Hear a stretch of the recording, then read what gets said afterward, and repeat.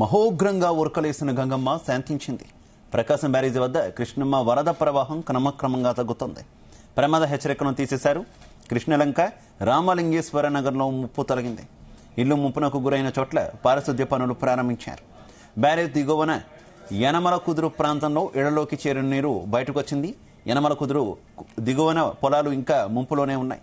ఇక పెనమలూరు నియోజకవర్గం పరిధిలోని తొట్లవల్లూరు పమ్మిడి మొక్కల పంటలకు తీవ్ర నష్టం వాటిల్లింది. లంక గ్రామాల్లో ఇంకా విద్యుత్ సరఫరా పునరుద్ధరించలేదు. బాధితులు తమ ఇళ్లను శుభ్రం చేసుకుని తిరిగి శిబిరాలకు చేరుకున్నారు.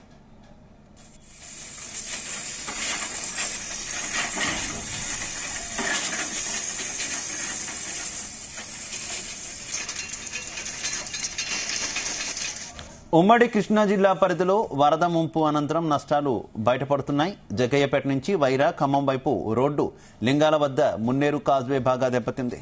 దీంతో ఈ మార్గంలో రాకపోకలు నిలిచిపోయాయి. పెనుగంచిప్రోలు మండలం ముంచితాల, అలాగే అనగళ్లపాడు, గుమ్మడి దుర్రు, ఇక జగ్గయ్యపేటలో బోధవాడ, అన్నవరం గ్రామాలు ఇంకా అంధకారంలోనే ఉన్నాయి. రాకపోకలు నిలిచిన గ్రామాల్లో తాత్కాలిక రోడ్లు నిర్మిస్తున్నారు. లింగాల వంతెన శిథిలం కావడంతో ఆంధ్ర తెలంగాణ ప్రాంతాల మధ్య రాకపోకలు స్తంభించాయి.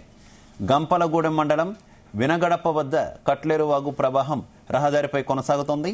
దీంతో ఆంధ్ర తెలంగాణ పరిధిలోని 100 గ్రామాలకు రాకపోకలు స్తంభించాయి.